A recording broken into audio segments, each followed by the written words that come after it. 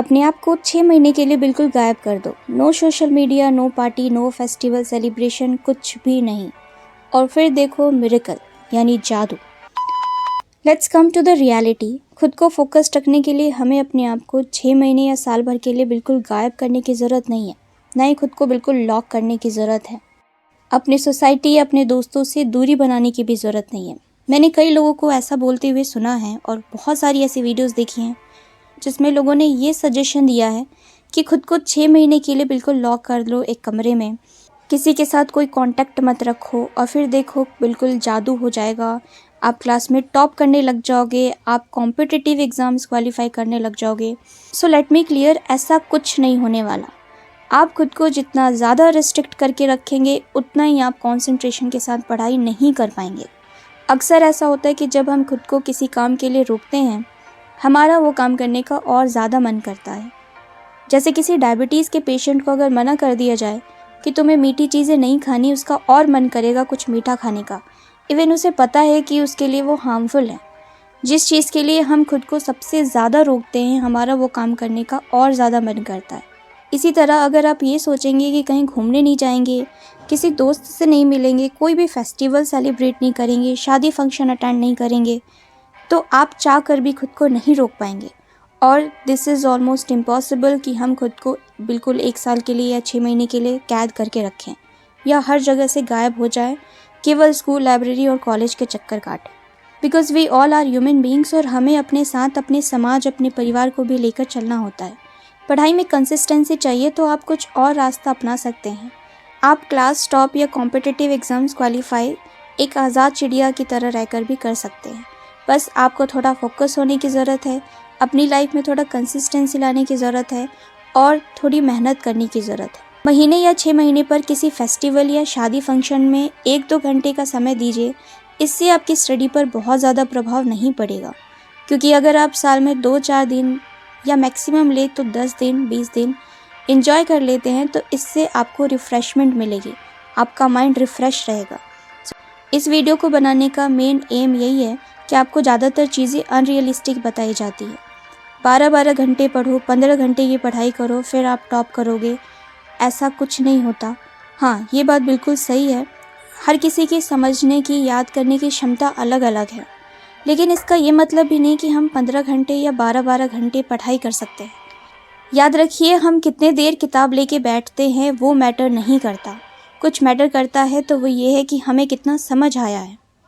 Board exams या competitive exams के लिए सीरियस होना है, लेकिन इसका ये मतलब नहीं कि हम अपनी बाकी एक्टिविटीज़ ना करें। जैसे थोड़ा बहुत खेलना, अपने दोस्तों के साथ टाइम स्पेंड करना, ये सारी चीज़ें भी बहुत ज़रूरी है, हमारे शरीर के लिए भी और हमारे माइंड के लिए भी। इसलिए अपने आप को तरोताज़ा रखने के लिए आप डेली 1-2 घंटा समय निकालिए और वॉक पर जाइए और साथ ही साथ अपने दोस्तों के साथ भी टाइम स्पेंड कीजिए। अगर आपको पूरी डेडिकेशन के साथ पढ़ाई करनी है तो यहाँ मैं आपको कुछ टिप्स शेयर करती हूँ, जिसको अगर आप फॉलो करते हैं तो आप अपनी पूरी डेडिकेशन के साथ और पूरी कंसिस्टेंसी के साथ पढ़ाई कर पाएंगे बिना किसी डिस्ट्रैक्शन के। तो सबसे पहले अपनी पढ़ाई के लिए, अपनी इस मेहनत के लिए आपके पास एक ऑब्जेक्टिव होना चाहिए, एक उद्देश्य होना चाहिए कि आप ये सब क्यों करना चाहते हैं, आप क्यों इतना मेहनत करना चाहते हैं, आप क्यों पढ़ना चाहते हैं, आप अपनी लाइफ में क्यों सफल होना चाहते हैं। क्या ये सब आप अपने पेरेंट्स के लिए करना चाहते हैं या उनको प्राउड फील कराने के लिए करना चाहते हैं। So you should have aim and objective. So अगर आपके पास ऑब्जेक्टिव होगा, कोई एक उद्देश्य होगा कि आपको क्यों पढ़ाई करनी है, ये सारी मेहनत क्यों करनी है, तो जब आप किताब खोलेंगे तो आप पूरा फोकस के साथ पढ़ाई कर पाएंगे, क्योंकि आपको सिर्फ अपने लिए नहीं बल्कि अपने पूरे परिवार के लिए, अपने पेरेंट्स के लिए और अपने ब्राइट और सिक्योर फ्यूचर के लिए भी पढ़ाई करनी है। तो अगर ये सब आपके माइंड में फिक्स्ड हो जाए तो ज़रूर ही आप फोकस के साथ पढ़ाई कर पाएंगे, राइट। तो अगर आपका विज़न क्लियर है so nobody will stop you to succeed. दूसरी इंपॉर्टेंट बात जो आपको ध्यान केंद्रित करने में बहुत हेल्प करेगी वो है अपना एक सही टाइम टेबल को फॉलो करना। मैं बिल्कुल ये नहीं कहूँगी कि आप सुबह के 4 बजे उठ जाइए या फिर पूरी रात जग कर पढ़िए, बिल्कुल नहीं। टाइम टेबल में आपके किस सब्जेक्ट को आपको कितना समय देना है, किस सब्जेक्ट में आप वीक हैं, कौन सा सब्जेक्ट आपका स्ट्रांग है, इस पर फोकस करना है। ऐसा नहीं कि पूरे दिन आप एक ही सब्जेक्ट पढ़ते रह जाएं और एक दिन में आप सारे सब्जेक्ट पढ़ लें। आपको हर रोज़ थोड़ा थोड़ा सभी सिलेबस में से पढ़ना है या सभी सब्जेक्ट में से पढ़ना है। और जिस सब्जेक्ट में आप वीक हैं उस सब्जेक्ट को थोड़ा ज़्यादा समय दीजिए। टाइम टेबल बनाते समय एक कॉमन मिस्टेक है जो हम सब करते हैं, मैं भी करती थी। अगर आप कभी सीरियस होकर टाइम टेबल बनाते हैं तो आप ये नोटिस करेंगे कि आपने अपना स्टडी टाइम कुछ ज़्यादा रख दिया है। इवन आपको पता है कि आप इतना नहीं पढ़ने वाले। उसको कहते हैं अनरियलिस्टिक टाइम टेबल, जिसमें हम लिखते तो हैं कि 10 घंटे पढ़ेंगे, लेकिन रियलिटी ये होता है कि हमसे 5 घंटे की भी पढ़ाई नहीं हो पाती है। फिर यहाँ से हमारा कॉन्फिडेंस लो होना शुरू हो जाता है। इसीलिए रियलिस्टिक टाइम टेबल बनाएं। और हाँ, 80-20 का रूल अडॉप्ट करें। 80-20 एक सबसे बढ़िया तरीका है अपने आप को प्रोडक्टिव बनाने का। 80-20 रूल मैंने एक सेपरेट वीडियो में अच्छे से समझाया है, जिसका लिंक आपको डिस्क्रिप्शन में मिल जाएगा। इस वीडियो के बाद आप वो वीडियो भी देख सकते हैं।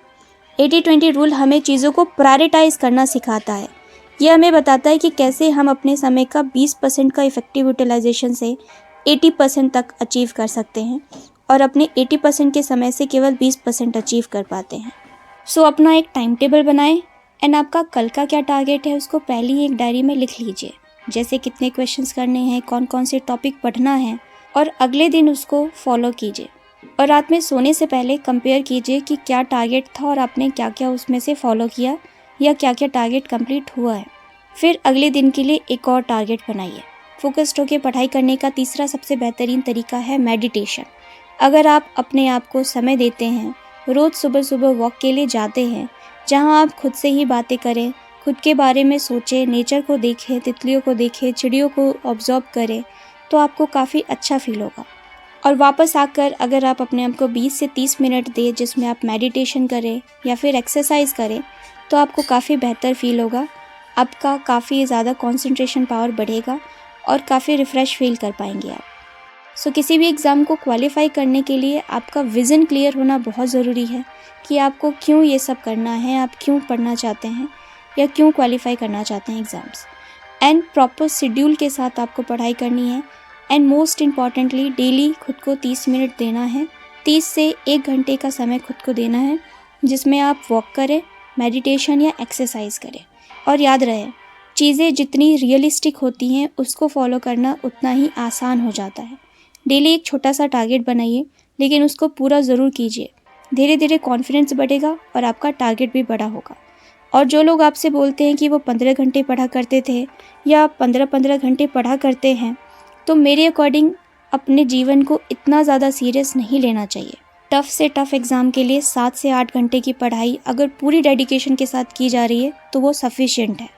मुझे उम्मीद है ये वीडियो आपके लिए हेल्पफुल होगी। चैनल पर न्यू है तो इसे सब्सक्राइब कर दें।